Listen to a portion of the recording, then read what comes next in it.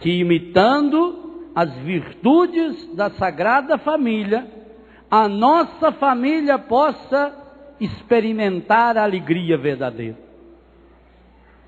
A quem será que nós imitamos? O que nós imitamos? A felicidade que nós buscamos, a felicidade que cada um de nós almeja e que à tarde refletíamos, colocada foi no nosso coração pelo próprio Deus que nos criou. Ela é consequência de um projeto coerentemente vivido e que nem sempre será fácil.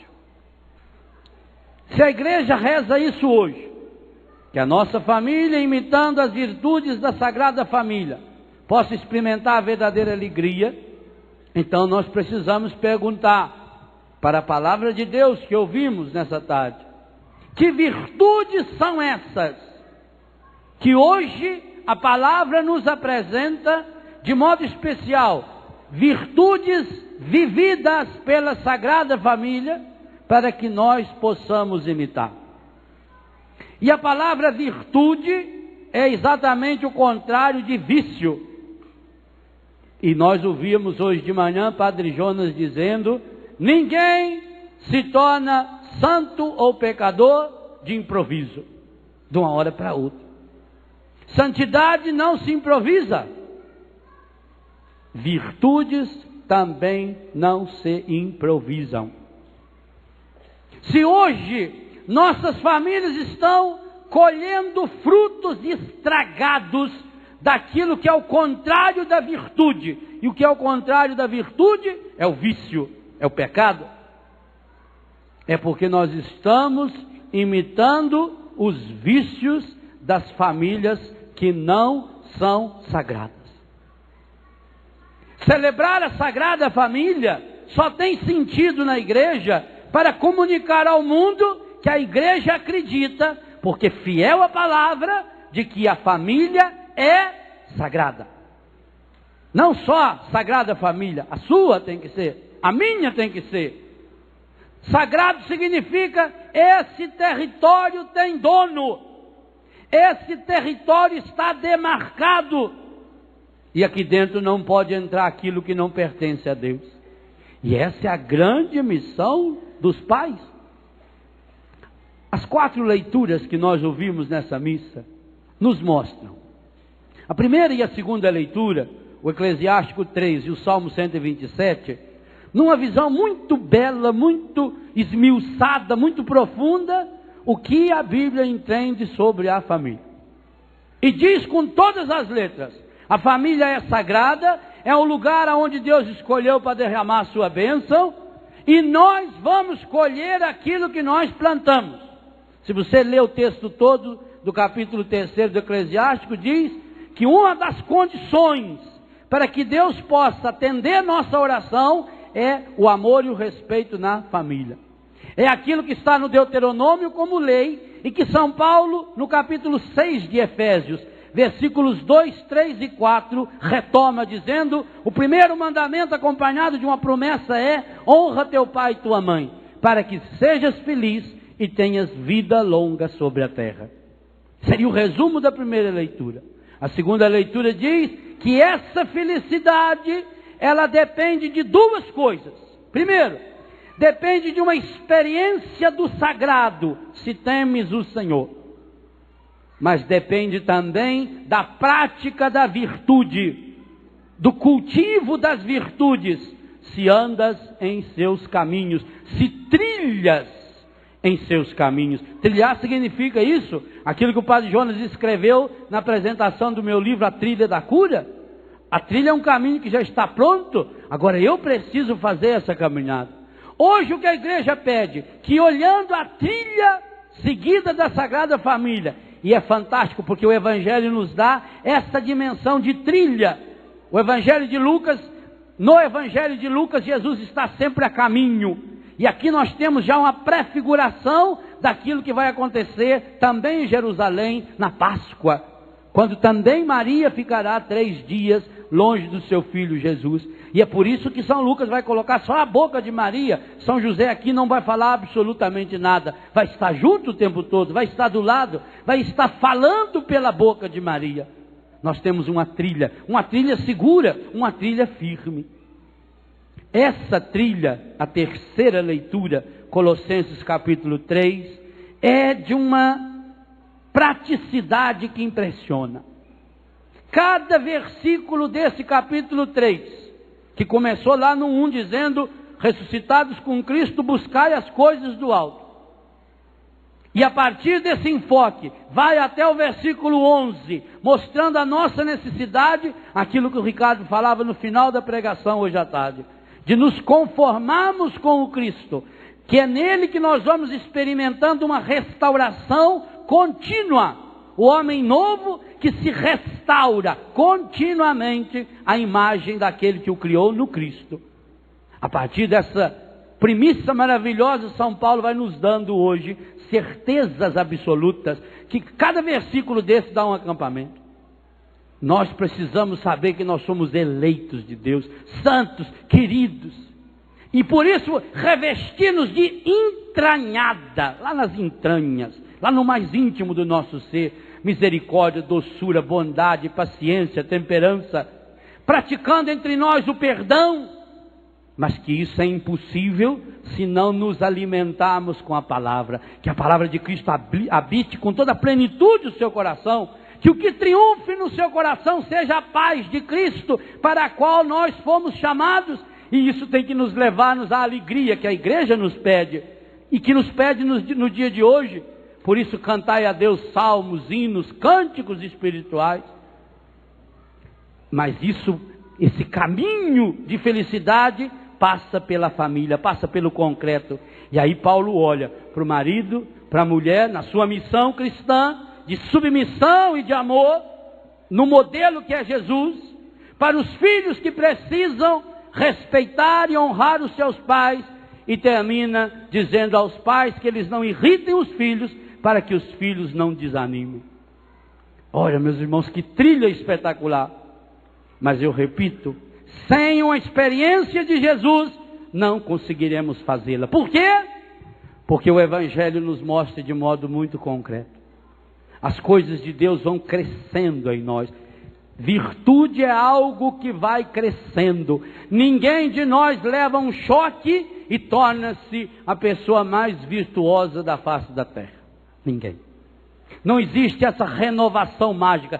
Padre, eu era uma pessoa completamente assim assado, e eu tive uma experiência fabulosa. Feito São Paulo, eu caí do cavalo, e na mesma hora minha vida mudou. Louvado seja Deus. Só que Paulo levou 14 anos em Tarso. 10 em Tarso e mais 4 que ninguém sabe aonde, até começar a pregar. E descobriu que tinha um espinho na carne.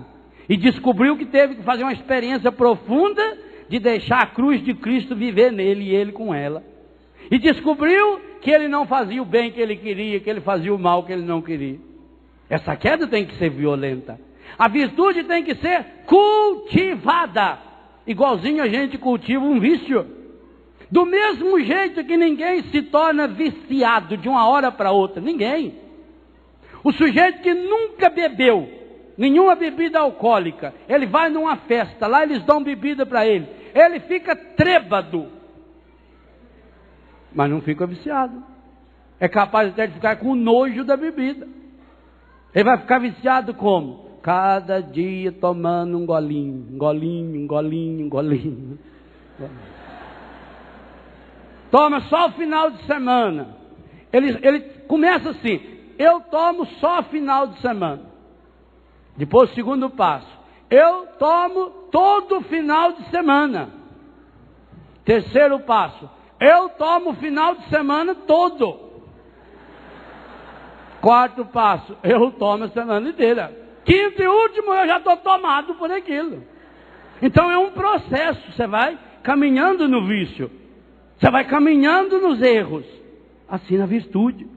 E hoje, a palavra é espetacular, porque nos dá como que Deus realiza o seu plano, o seu projeto, através de pessoas, e como nem tudo está claro para nós. Que Nossa Senhora espetacular é essa que São Lucas teve coragem de mostrar? Gente, aqui você vê, esse é um dos textos que mostra que a Bíblia é autêntica. Se a Bíblia fosse um livro montado humanamente, essa é uma das passagens que ninguém ia deixar colocar. Como é que vai colocar uma passagem onde mostra, humanamente falando, uma irresponsabilidade tão grande de José e de Maria, que larga o rapazinho lá em Jerusalém, ele que era um bocozinho da Galileia, nunca, a Galileia onde Jesus vivia, era mais atrasado que o Biguá. Muito mais. Aí leva lá em Jerusalém, larga ele lá. Foi dali que deu origem àquele filme, Esqueceram de Mim? 1, 2, vai lá. Como é que se eu deixar botar um negócio desse? Maria esqueceu de Jesus? Vocês acham que se fosse um livro montado, ia mostrar isso? Não.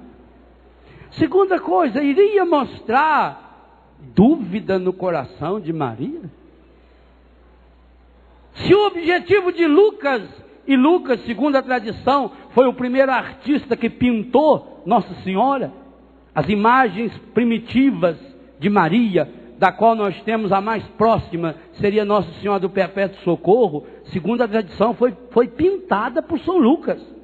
Lucas, que era um artista, um escritor espetacular, um médico que conhecia a alma humana na sua profundidade, que pesquisou tanto tempo para escrever o que escreveu, que voltou lá nas origens de Jesus, que voltou nas origens de João Batista, que é o único que nos dá o anúncio do anjo, o diálogo maravilhoso, a visita de Maria e Isabel.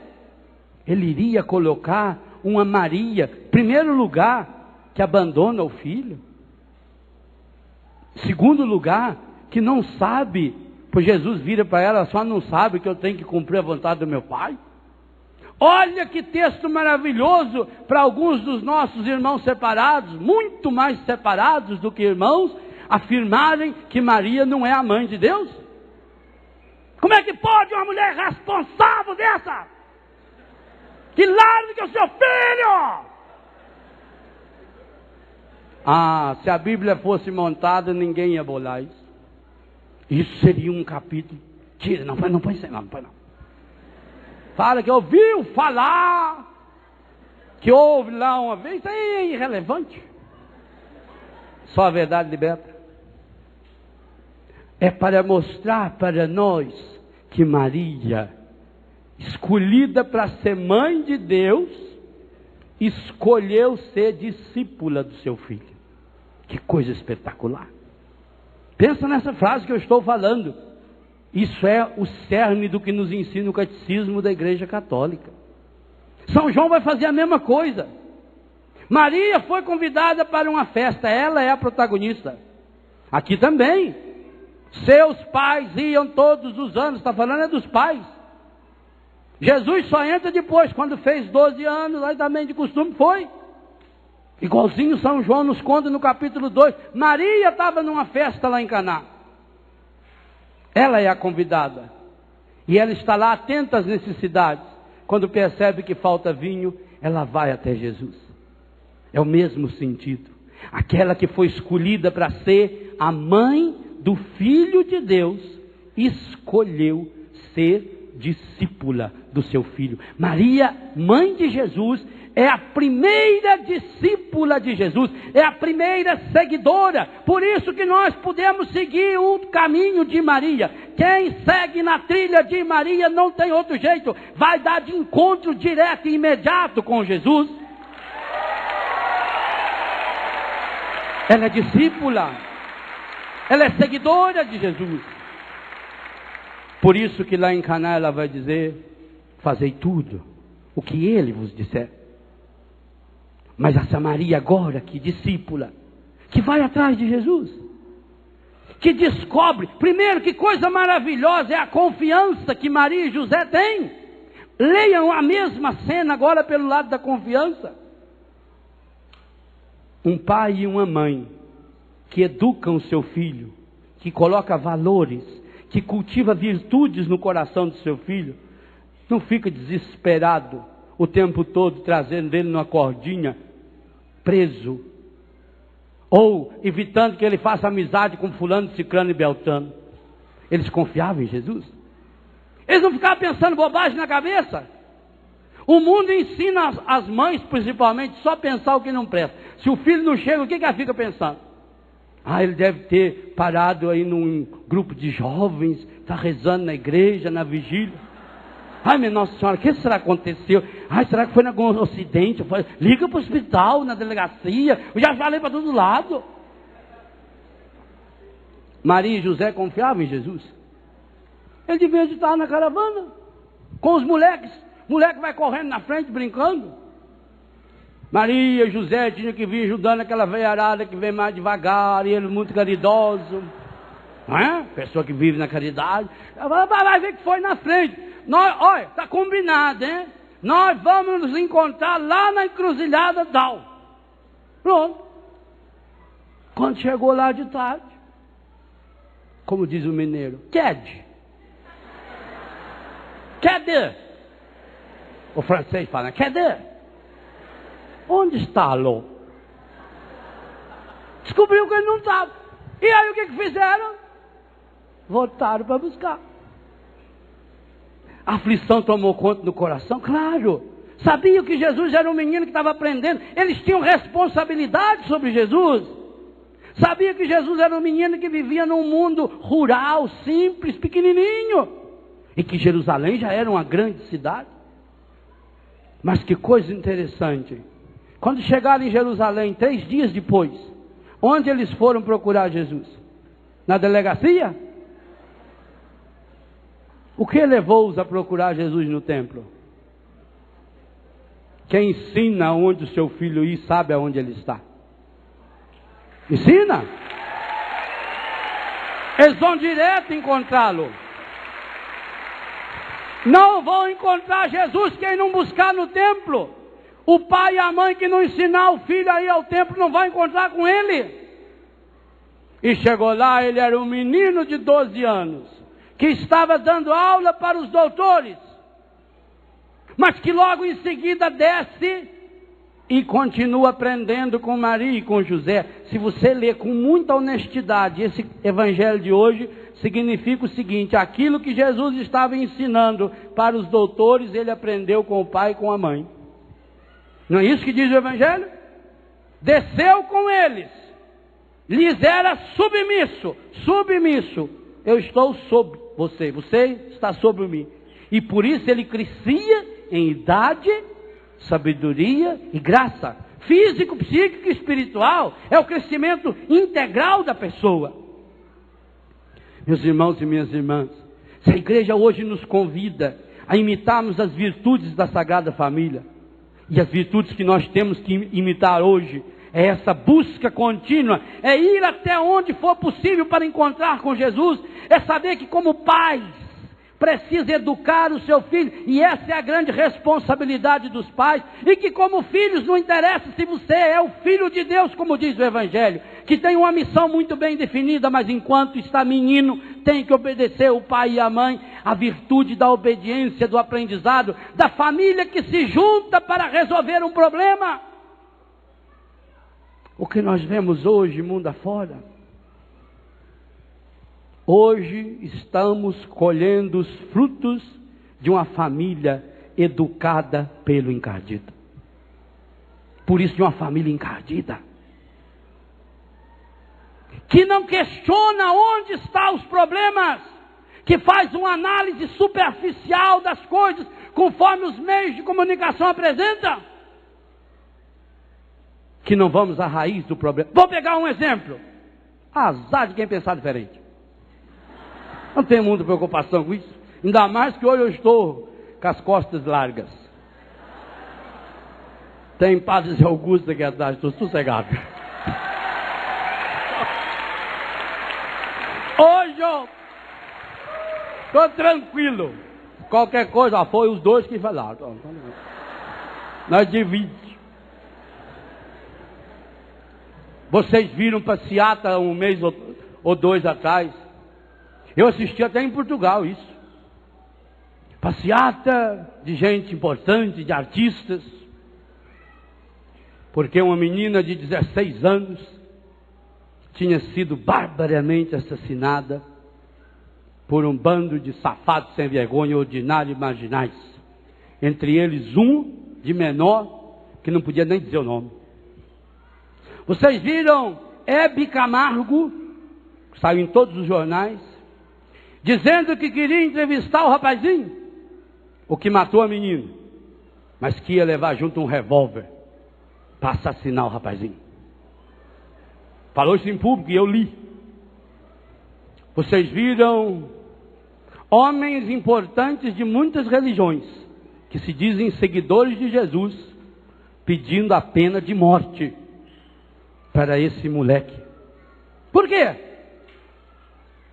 Porque essa menina assassinada de 16 anos é filha de uma família rica, cujo pai teve inclusive dinheiro para arrumar helicóptero para ir sobrevoar, para ver aonde ela estava. Porque nesse país morre quase todos os dias dezenas de adolescentes de 12, 13, 14, 15 anos. E ninguém abre a boca, porque eles são um Zé Ninguém, um João Ninguém, que não pertence a uma comunidade importante.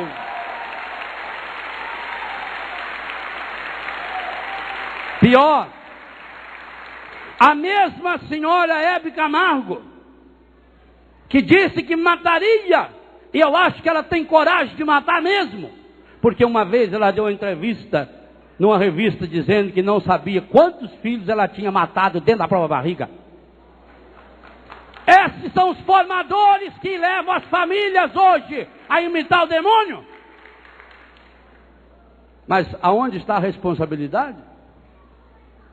Num país onde de 3 a 5 milhões de crianças são barbaramente, terrivelmente assassinadas dentro da barriga da mãe. Porque o Brasil carrega o título medonho de campeão mundial do aborto.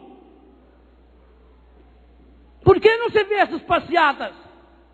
Então, quando morre uma menina rica, de um sobrenome importante, que pertence a um grupo importante, influente, por que eles não saíram na rua também para pedir a pena de morte para aquela outra menina rica que tinha matado barbaramente o pai e a mãe? Por que que tem que ser esse pobre menino da periferia? Porque esse é um João Ninguém, esse não vale nada. E aliás, será que foi ele? Tinha 5, 4 de maior, 1 de menor. Vocês acham que os outros não disseram para ele? Ou assume, ou nós cortamos você e sua família toda. Eu sei a lei do submundo, eu sei, eu conheço. Eu tenho filhos e filhas que vieram lá desse meio, que são rejeitados por essa sociedade, mas vai-se nas causas. Eu não quero aqui encontrar culpados não, gente, porque se é para encontrar culpados, tinha que se perguntar para esse pai, como é que então um pai permite que uma menina de 16 anos, que começou a namorar um rapazinho, a mãe do rapaz nem sabe o nome dela, nem tinha visto ela na vida, uma paquera, e deixa a paquera aí, para passar um final de semana acampado no meio do mato, lá no Embu Guaçu. Ah, porque isso é liberdade? Isso é o que nós estamos colhendo. Uma família que não tem estrutura, e não tem estrutura porque não tem Deus, e se não tiver Deus pode ter tudo, tudo que os pais derem aos seus filhos, se não der Deus, será usado contra eles.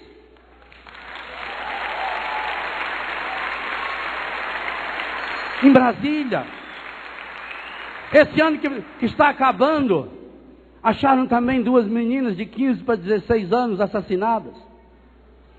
E as mães diziam publicamente: nós não sabíamos onde estavam. Nós não sabíamos. E hoje Maria e José está dizendo: pai e mãe, vai atrás do seu filho, aonde ele estiver. Cria-o esticando seu coração. Porque senão depois, o que adianta essas passeatas aí, que a televisão mostra quando se tratar de uma menina rica? E eu não estou condenando a coitada dessa menina rica e nem de pobre. Mas nós, se não vamos às causas dos problemas, meus irmãos, nós continuamos fazendo a história do Chapeuzinho Vermelho. Vamos ensinar para as crianças o perigo, o lobo mau. Quem é mau é o lobo. O lobo mau vive na floresta, ele é muito perigoso. A Chapeuzinho Vermelho era uma menina muito bonitinha, frágilzinha, muito obediente. E a mãe dela mandou ela levar uma cestinha de doce para a vovozinha que vivia sozinha na floresta. E ela foi. Mas o lobo mau chegou na frente, saboreou a velha, disfarçou de velha e ficou esperando na menina, para dar o bote na menina. Sorte que chegou um caçador que há tempo de matar o lobo, tirar a velha inteira lá de dentro ainda, e salvou. Que maravilha! O único que presta nessa história, na minha opinião, é o lobo. Único, ao menos faz aquilo que é da vocação dele, comer. E o resto? Que mãe é essa que deixa uma filha sozinha atravessar a floresta perigosa para levar doce para a mãe dela? E era mãe da mãe, não era mãe do pai. Senão ela não ia mandar doce. A não ser que a velha fosse diabética. Aí mandava, né?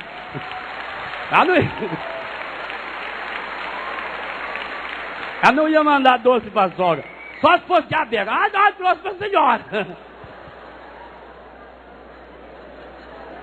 Outra. Que mãe é essa? E o marido dela, que a história nem conta, que tem coragem de largar a coitada da velha morando lá no meio de uma floresta sozinho? Com certeza era católica. Porque a maioria das vezes que eu visitei asilos até hoje, eu perguntei a religião é católica. E alguns daqueles velhinhos estão lá 2, 3, 5 anos e nunca mais recebeu nem a visita do filho, da filha. A história para pensar nisso. Larga a mãe lá, no meio do perigo. Manda a menina aí. E outra, a menina nem conhecia a avó.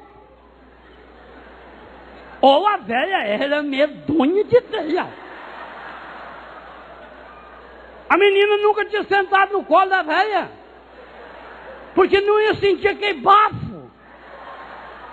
Nossa, avó, a senhora está meio diferente. Ô, gente, tem uma pequena diferença. O lobo, aquele orelhão, aquele focinho desse tamanho.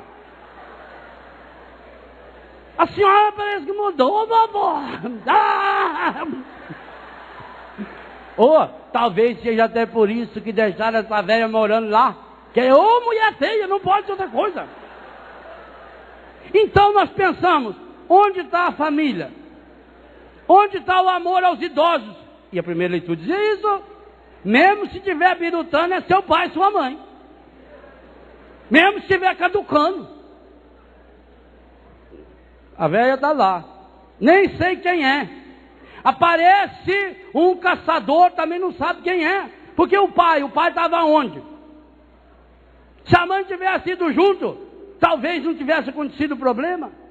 Mas é isso que nós fazemos, gente. A história da Chapeuzinho Vermelho está se reproduzindo nesse mundo hoje. Delega-se tudo. Hoje a criança não começou nem a andar, já põe ela na escola, das 5 da manhã até as 10h30 da noite, que é para não ter problema. Eu não tenho tempo para ficar com meu filho. E final de semana eu contrato alguém, um babysitter, para cuidar do meu filho. O filho não sabe nem quem é a mãe. Ele chama uma gata de mãe, chama uma empregada de mãe, mas não sabe quem é minha mãe, meu pai. Não, porque eu estou trabalhando, nós temos que arrumar dinheiro para comprar doce, para levar lá para a velha da mãe. Nós não vamos na causa. Não é de uma hora para outra que transforma-se uma família. Quantas e quantas vezes, e nós que vivemos em Betânia sabemos disso, é cair, é recair, é levantar, é começar de novo. Às vezes você acha a pessoa está indo bem, cai, levanta de novo. E o pai e a mãe tem que estar lá. Pai que é pai, mãe que é mãe, eles estão lá, mas estão lá firmes. Eles vão lá atrás. Hoje a virtude que Maria e José está nos ensinando é pai e mãe. Vai atrás do seu filho enquanto é tempo. Pai, tenha coragem de trabalhar 2 horas a menos, mas vai assistir o seu menino recitar a primeira poesia dele lá no pré-primário, com 4, com 5 anos de idade. Para ele é importante demais. Ele não está nem interessado se aquilo está sendo filmado, se tem 1 milhão de pessoas assistindo. A única coisa que faz o coração dele bater mais rápido é se ele olhar lá no meio e ver o pai e a mãe sentados. Vai atrás do seu filho enquanto é tempo. Cultiva, cultiva, virtude se cultiva, amor se cultiva, é cheiro, Chapeuzinho Vermelho não sabia o cheiro que tinha sua avó. E quantos filhos e filhas hoje não sabem o cheiro que tem o pai e a mãe? Porque não chega perto, porque é uma vida longe, quebrada, cada um mora numa floresta, cada um correndo atrás do seu lobo, cada um preocupado em carregar o seu manojinho de docinho. Mas hoje nós precisamos aprender, e é urgente que isso aconteça, porque nós estamos colhendo os frutos de uma sociedade treinada pelo encardido, aonde os valores estão aí, os falsos valores é que viraram valores. Quem presta nessa sociedade? Filho de rico.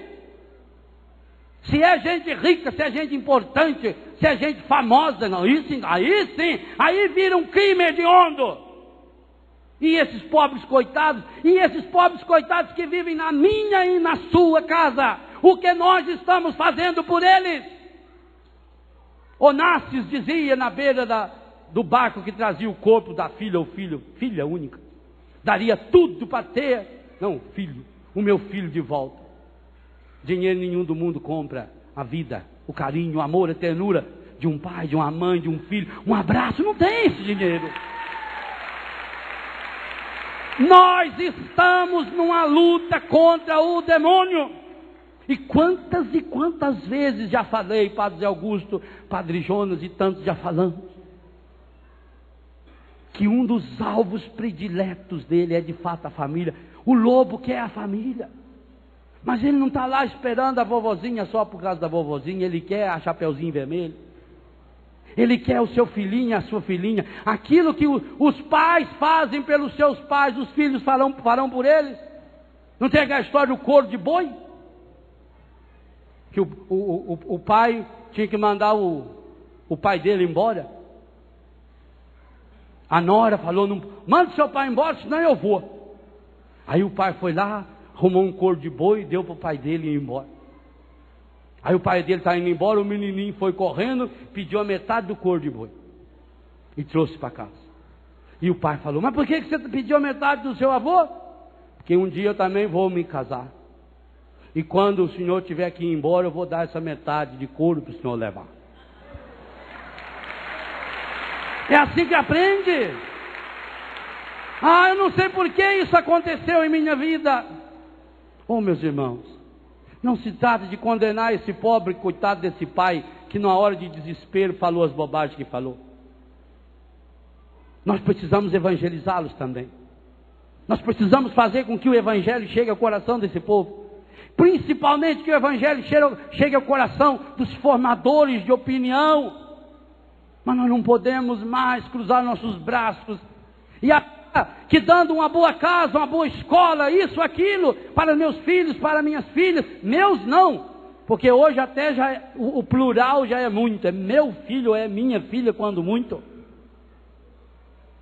Mas se eu não cultivar essas virtudes que Nossa Senhora e José nos ensinam, e a virtude de um diálogo onde você precisa falar tudo que tem no coração, como Maria fez com Jesus, mas que não leva para discussão e para briga.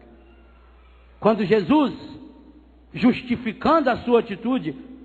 Ele não estava perdendo tempo, ele não estava fazendo nada errado mesmo. Mas ele não precisa justificar. Ele só virou e falou assim: mas vocês não sabiam que eu tenho que estar aqui cumprindo a vontade do meu Pai?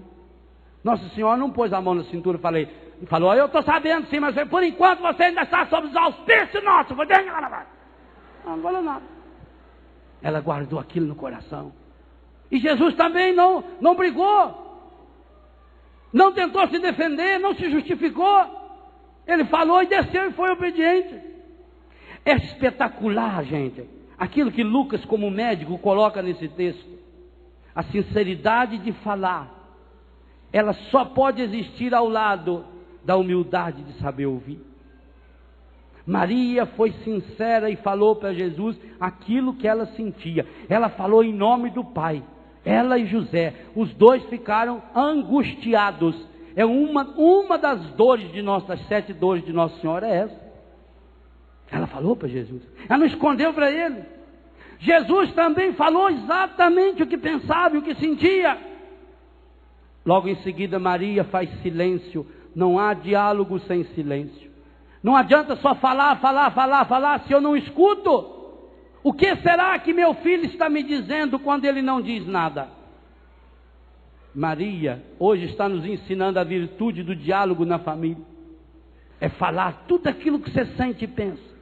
Mas é a coragem revolucionária de ouvir, de não rebater, de deixar que a palavra do outro ressoe no seu ouvido. Do mesmo jeito que Maria deixou ressoar e José ao seu lado a palavra de Jesus. Ela guardou, ela ficou meditando, ela ficou ruminando essa palavra no seu coração. Jesus faz a mesma coisa. São Lucas diz, ele desce com eles. Lhes é obediente, lhes é submisso. E cresce. Quem não aprende a obedecer não cresce. O mundo moderno está criando crianças enormes. Por isso que até nossas crianças hoje ficam maiores antes da hora. Alimentação muito boa, tudo balanceado, as vacinas que a gente toma. Hoje você pega uma menininha de 12, 13 anos, já tem um corpo de mulher. Mas triste que não é só o corpo, já tem a cabeça desse tamaninho dessas mulheres que estão sendo imitadas por essas crianças que estão sendo prostituídas dentro de casa. Eu lia numa revista de marketing há poucos dias, que a peça de roupa mais encomendada no Brasil inteiro para o Natal foi uma saia pregueada que uma artista está fazendo um papel de uma novela aí, uma campeã de vulgaridade, uma prostituta social, em tamanhos pequenos, médios e grandes, dos 3 tamanhos. Pequeno, bem pequenininho, médio, grande, Gé. A peça mais encomendada, mais vendida no Natal. Bonito, papai já bota na filhinha, já põe uma roupa de prostituta na menina, para ela já se vestir, já se perder desde pequenininho, bonitinho. Já compra também um batonzinho da cor da prostituta da moda. Pois a igreja hoje diz que nós temos que aprender as virtudes da Sagrada Família. Quem educa nossas crianças? Quais as músicas que as nossas crianças escutam? Quais as histórias que elas leem? Os nossos adolescentes hoje, por que estão tão rebeldes?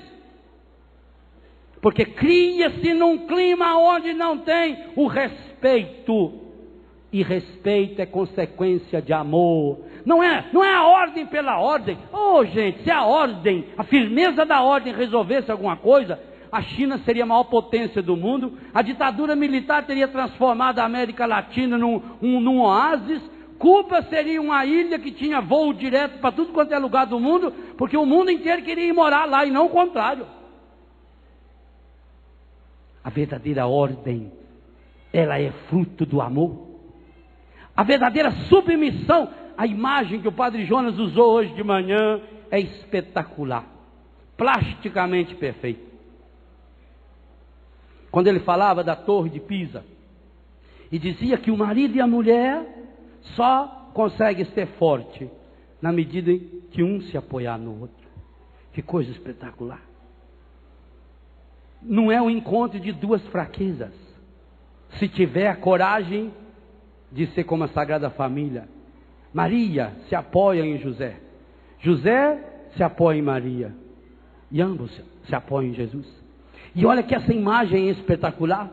Porque eles estão levantando a mão de Jesus. Para que Jesus cresça em idade, sabedoria e graça. Um se apoia no outro. José não toma a palavra dizendo: oh, Maria, faz favor, quem vai falar isso sou eu. Isso aqui é uma conversa de homem para homem. Não precisa. Quem sabe o que é, não precisa dizer. Não precisa querer mostrar, ainda mais lá que está na frente dos doutores. Mulher, como é que você faz uma passar uma vergonha dessa lá na frente dos doutores, na frente daqueles homens lá? Eu que tinha que falar, você que ficasse quieta. Não, não precisa. Quem sabe que é fraco o suficiente para se apoiar no outro, descobre a força que vem dele. Ele está no meio de nós. E é isso que nós precisamos dizer em nossas casas. É Jesus que está nos convidando aqui: ó, cresça. Deixa meu pai e minha mãe segurar a sua mão que você vai crescer. É lá no alto que está a nossa meta. É para lá que nós vamos.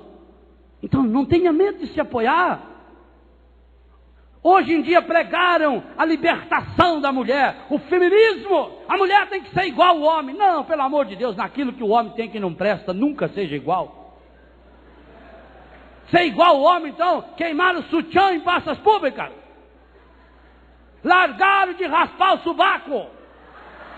Que agora nós se manda. Isso. Ser livre para fazer o que faz hoje? Para se estragar desse jeito? Não. Tenha coragem de ser submisso feito Maria. Mas saiba em quem você se apoia. Homens, tenha coragem de ser submissos feito José. Porque esse texto de São Paulo é espetacular. Mulheres, vocês têm que ser submissos aos maridos, viu? Mas os maridos têm que amar a esposa. Lá em Efésios ele completa: igual Cristo amou a igreja. Olha lá que jeito que ele ama. Marido, morra pela sua mulher. Isso é amar. Não é desigualdade, não. E nós vamos retomar essa conversa no acampamento de casais. Vocês que são casados sabem do que eu estou falando. Esse amor de novela, esse amor de filme, esse amor do gosto, não. O verdadeiro amor é ter a coragem de morrer por causa do outro. É gastar-se pelo outro. É esvaziar-se pelo outro. Como Cristo amou a sua igreja. As virtudes que nós precisamos aprender com a Sagrada Família. Nós precisamos cada dia mais buscar caminhos, trilhas. Quanto tempo vai levar? Maria e José levaram 3 dias. Quanto tempo você vai levar? Não tem importância. Se ama mesmo, talvez vai levar 10, 20, 30, 40, 50 anos. Mas é um amor que se renova. Eu acho força. Por quê? Porque Ele está no meio de nós. Eu não vou abandonar. Uma das cenas que mais marcou minha vida quando eu era seminário, frate já, em Taubaté, numa segunda-feira, assim mês de novembro, dezembro, um calor, e eu ia ao centro da cidade no correio, voltava do almoço, depois fazer compra, e tinha aquela reta imensa, que sai do Conventão, e vai lá para Pinda e para Tremembé, e passa em frente à casa de custódia, e a gente tinha que fazer uma curva do Conventão, parar o principal que vinha lá do Mercadão, a gente sempre parava ali. Tinha uma veinha, pituquinha assim, lembrava minha avó, uma roupinha surrada, um pacotinho embaixo do braço, pedindo carona. E eu falei: vamos, vó. Aí ela entrou. Eu disse: olha, eu só vou até ali no conventinho, imaginando que ela fosse a Tremembé ou a Pinda. Ela disse: não, eu só vou até a casa de custódia. Gente, a casa de custódia, vocês sabem, ali só ficavam os criminosos, os crimes hediondos, os crimes medonhos. Então ela me contando que o menino dela Quem é esse menino? Vi de ser um homem que tinha cometido um crime de onda. Ela disse: um menino meu andou fazendo umas bobagens. Olha que amor. Ela morava em Araraquara. E como o menino não se adaptava com a comida da cadeia, ela vendeu a casinha lá, comprou a meia água atrás do Mercadão em Taubaté, para fazer comida. Para conseguir ver se conseguia entrar com essa comida até o filho. Porque o filho não conseguia comer a comida da cadeia. Eu deixei aquela mulher ali na frente da casa de custódia, mas ela foi comigo dentro do carro. Ela foi comigo dentro do meu coração. Ali eu entendi o amor de Deus por nós. Se uma mãe é capaz disso, uma mãe é capaz de se esquecer, de perder a sua cultura, de largar tudo, de vir para uma cidade estranha, de ir a pé, para tentar ver se conseguia fazer que a comida chegasse para o seu menino, que era um criminoso, que tinha feito um crime terrível, que nós não sabemos qual é, mas sabemos que para estar lá só estavam aqueles condenados por crimes terríveis. Naquele dia, eu chorei muito diante de Deus, porque naquele dia eu entendi por que Deus ainda não tinha me abandonado também. Porque mesmo não prestando nada, Deus continuava se dando a mim na marmita da Eucaristia todos os dias. Maria hoje está dizendo a você, mãe, está dizendo: mãe, não desista do seu filho. Mesmo quando ele brigar com você, mesmo quando ele berrar, você não vai ter mais jeito, padre. Até o médico já falou que não tem jeito. Tem jeito! Nós temos até um papel aqui que diz que já comeu os neurônios dele tudo. Nós temos um outro aqui que diz que um Deus que fez os neurônios e ele inteiro teceu na barriga da senhora. Tem jeito! Meu marido não dá mais jeito. Tem jeito com seu marido. Tem jeito a sua esposa. A sua família tem jeito, sim. Se você aprender a imitar as virtudes da Sagrada Família. Mas para isso é preciso trocar de canal. É preciso mudar de vida. É preciso saber que tipo de leitura, que tipo de programa de televisão, que tipo de música está alimentando o meu filho. Perca tempo com seu filho. Perca tempo com sua filha. Marido e mulher, perca tempo um com o outro. Tenha coragem de ir atrás do menino juntos. Seja o problema que for, não adianta botar a culpa, é culpa sua, é sua. Não. Nós precisamos ir atrás. Nós precisamos descobrir. Mas Maria e José hoje nos ensinam aquilo que é o grande tema que Deus nos inspirou para que esse final de ano, de fato, mergulhe-nos no ano que vem no coração do Senhor. A certeza de que nós precisamos ir atrás de Jesus, para que Jesus esteja no nosso meio. O que nós precisamos fazer para que Jesus esteja o tempo todo desse ano no meio da nossa casa, dentro da nossa casa? E talvez você precisará jogar fora algumas coisas que tem lá dentro. Talvez você precisará, talvez não, com absoluta certeza, se tiver, tem que jogar fora. Você não pode deixar mais o demônio fazer ninho dentro da sua casa. Porque você tem um filhinho que acabou de nascer, 2 meses, 3. Aí você vê que tem um marimbondo daqueles marimbondão assim, cavalo. Aqueles que andam de a pé assim, que vem andando e arrastando aquele bundão deles assim no caminho. Aí você vê que tem um que está fazendo uma casa lá. Aí você coloca só uma renda em cima do bercinho do seu filho e deixa ele fazer lá. A hora que ele terminar de fazer, ele vai precisar de alimento. E ele vem, seu filho. Você vai deixar uma cobra fazer ninho lá dentro de sua casa? E por que está deixando o demônio fazer ninho dentro da sua casa? Dentro do seu quarto? Dentro do seu armário? Gente, tem casais que se diz católicos. Uma vez, nós padres, eu não era padre ainda, uns 4, 5 padres, mais uns 5 ou 6 religiosos, fomos fazer o final de semana na praia em Ubatuba. Uma vez por ano a turma se reunia com os seus formadores e íamos à praia, passar um final de semana, descansar, nadar. Muitos iam conhecer o mar, a minerada ia ver o mar a primeira vez. Ué. Então as famílias que emprestavam para nós. E a família que emprestou aquela casa era uma família maravilhosa, acostumada a vir ao conventinho, amiga dos padres. Então, a casa é de vocês. Quando entramos na casa, abrimos uma casa muito boa.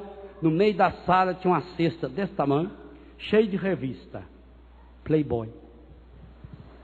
Que coisa bacana. Uma literatura muito apropriada para um grupo de padres e religiosos. Mas pior ainda é que a família proprietária daquela casa tinha meninos de 8, 9 anos que via do mesmo jeito. Sabe, a gente tem que tomar cuidado na vida com certas bobagens. No lugar que eu corto o meu cabelo, quando comecei a cortar o cabelo lá, me indicaram que era um rapaz muito bom, fui lá. É um salão grande, tem vários cabeleireiros. Eu sempre vou no Walter, é o nome dele. E, primeira vez que eu fui, ele já me ofereceu: o senhor quer ver a última Playboy? Eu falei: não, muito obrigado, não quero ver não. Segunda vez, vou cortar o cabelo. Vai olhar a Playboy? Não, não, hoje não vou não. Umas 6 vezes. Ele não sabia quem eu era. Belo dia eu estou cortando o cabelo, entra alguém: Padre Leo, a minha mãe é fã do senhor. Ah, não sei o que, dá um beijo na sua mãe. Ele parou assim com a tesoura. O senhor é padre? Eu falei: sou. Ele disse: então o senhor me perdoa. Eu disse: do quê? É porque eu sempre ofereci a revista Playboy para o senhor ver. Eu disse: não, você não precisa pedir perdão. Eu teria que pedir perdão se eu tivesse lido alguma vez. Aí ia ficar feio para mim. Aí ele riu, começamos a conversar: mas o senhor é da onde? Ah, eu sou do Biguá. Ele é de Pedalva. Pai dele conhece meu pai. E fomos nos encontrar lá em Curitiba. Estão entendendo, gente? O que é semear? Os valores que eu vou colher? Se por uma bobagem eu pego uma revista daquela lá, amanhã depois ele ia escutar aquela moça dizer padre, ele talvez não ia conversar comigo. Hoje ele é meu amigo. Hoje ele fala da esposa, das filhas, como amigo. Talvez ele não ia falar nada, ele ia ficar quietinho e dizer: ainda bem que eu não acredito em padre mesmo. Pronto. Não é verdade? Assim também, gente, a nossa coerência tem que ser o tempo todo. O Ricardo falava isso. Uma coisa eu sabia que sem Jesus não tem jeito. Agora eu preciso caminhar com Jesus. É isso que a igreja pede hoje, para mim e para você. Que as nossas famílias, imitando. Imitar é arremedar. É repetir, é fazer igual. As virtudes da Sagrada Família, possa experimentar a alegria de Deus, possa trazer esse céu aqui, construir esse céu aqui. Como é que nós alimentamos nossa família? Então eu preciso jogar fora. Impossível uma família em que o marido ou a mulher tenha lá dentro de casa revistas, filmes pornográficos. Ah, deixa escondido lá só para vocês verem. As crianças vão ver nos seus olhos. Criança vê tudo no olho. Criança enxerga tudo no olho. E pode fazer os pais passarem vergonha. Como aquela família que estava recebendo os diretores da empresa no jantar. Todos muito importantes, de terno. E a menininha dos 8 anos para 9, cabecinha baixa, envergonhadinha, meio triste. Lá no meio da janta alguém olha para a menina e pergunta: nossa, o que você está triste? Aí os diretores já olhou para o pai dela e o pai dela: o que foi, filhinha? E nem tinha notado ela ali, estava lá só puxando o saco do chefe. Aí a menina baixou a cabeça. Aí criança nessa hora faz cena, né? Ao que você pergunta, os olhos já ficam cheios de lágrimas. O que foi? A mãe já estende a mão assim, muito romântica. Fala, filhinho. Fala para a mamãe. Ela virou e falou: é que eu não sou mais virgem. O pai queria morrer. Como isso aconteceu? A professora escolheu outra menina para fazer o papel da virgem no teatro. O que você pensou? Criança sempre conta a verdade.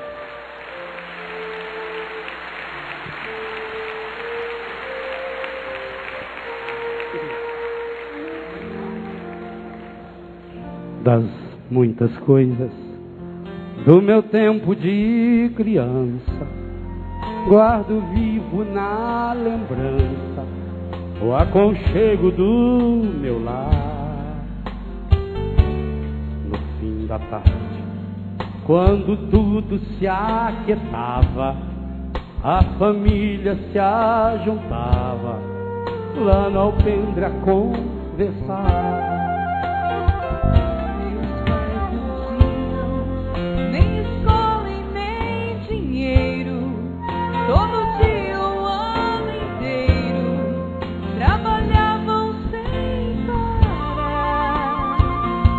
Faltava tudo, mas a gente nem ligava. O importante não faltava, seu sorriso e seu olhar. Oh, oh, oh.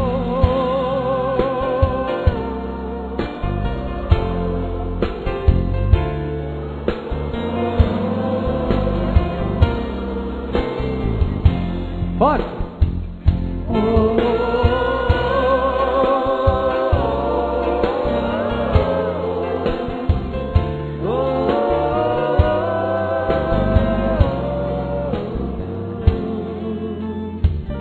Eu tantas vezes vi meu pai chegar cansado, mas aquilo era sagrado.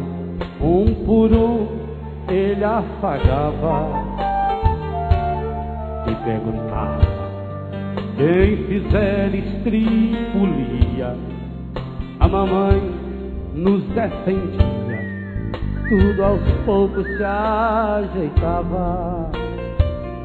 O sol se punha, a viola alguém trazia. Todo mundo então queria ver papai cantar pra gente. Desafinado, meio rouco e voz cansada, ele tocava de toada, seu olhar no sol poente.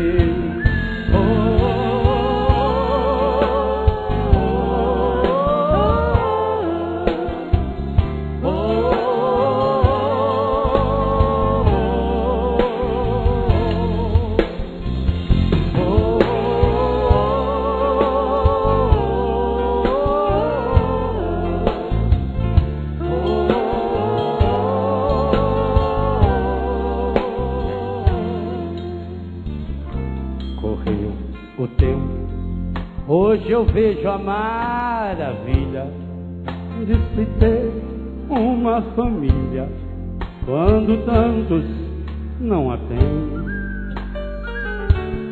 Agora fala do desquite ou do divórcio, o amor virou consórcio, compromisso de ninguém. Há tantos filhos que bem mais do que um palácio gostariam de um abraço e do carinho entre seus pais. Se os pais se amassem, o divórcio não viria. Chamam isso de utopia. Eu a isso chamo paz.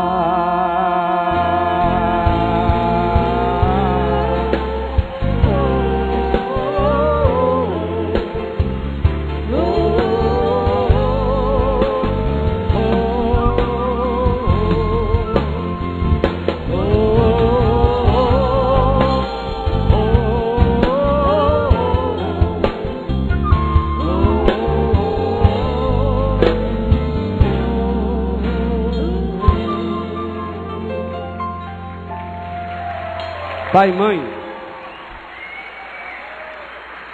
imite hoje a Sagrada Família, levando seus filhos para Deus. Quando você tiver essa coragem de levá-los para Deus, nem a morte vai afastá-los de Deus. Maria encontrou-se com Jesus depois de 3 dias. Hoje, fazem 3 anos. 3 anos que o pai da Eliana, sua mãe querida, Fábio, estava vindo para esse acampamento. E ele não chegou aqui. Porque ele já foi para o maior de todos os acampamentos. Faz 3 anos que ele está lá. Louvando a Deus com você, com seus irmãos. Porque esse amor, semeado nesse abraço, que você um dia reencontrou no seu pai, na sua mãe, o dia que reencontrou Jesus, esse ninguém tira. É para sempre. O mundo precisa entender que só não se afasta da gente quem a gente tem por toda a eternidade dentro do coração. E o único jeito de ter alguém por toda a eternidade dentro do coração é estando assim, grudado com Jesus. Grude em Jesus. Com Jesus não tem morte, tem vida. Aqueles que creem, a vida não é tirada, é transformada. E hoje seu pai só está usando os meus braços para te abraçar e dizer: filha, continuo te amando. Estou tão feliz pelo dia 14 de maio. Não me acostumei nas terras